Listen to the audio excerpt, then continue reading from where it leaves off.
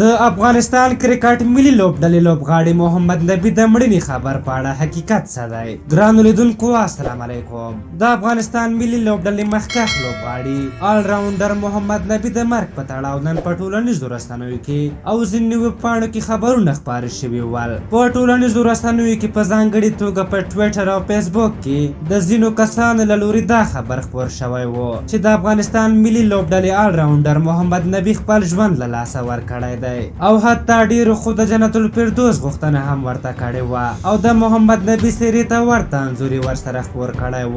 خو موږ چې کوم معلومات پیدا کړي بدبختانه دا د نبي څیرې ته ورته ځوان تېره ورځ ننګرهار کې ترور شوی. خو ښه خبر بیا دا دی چې عاملین یې نیول شوي دي. په هر حال وروسته دغه اوازو ډیر زور اخیستی چې افغان الراونډر محمد نبي هم سپیناوي ته اړ کړی. محمد نبي په خپله رسمي فیسبوک پاڼه باندې دغه خبر په خپله رد کړ. نوموړي په خپله فیسبوک پاڼه لیکلي: درنو ملګرو، الحمدلله زه روغ جوړ یم. زما د مړینې خبر چې د ځینو رسنیو لخوا خپور شوی و مطلق دروغ ده، مننه. په هر حال محمد نبي د افغانستان لویه هستي ده او د الله تعالی له درباره ورته د اوږد ژوند غوښتونکي یو. په هر حال ستاسو په نظر د پوره حقیقت له روښانېدو وړاندې د دا ډول خبرونو خپرول کوم منفي ټکي له ځانه سره درلودی شي؟ خپل نظرونه م راته په کومنټ کې ولیکئ. دا او د محمد نبي د مړینې خبر په هکله حقیقت که زموږ ویډیو مو خوښه شوې وي ضروري لایک کړئ. تر بلې ویډیو مو په لویو بخښونکي خدای سپارم. د الله په امان.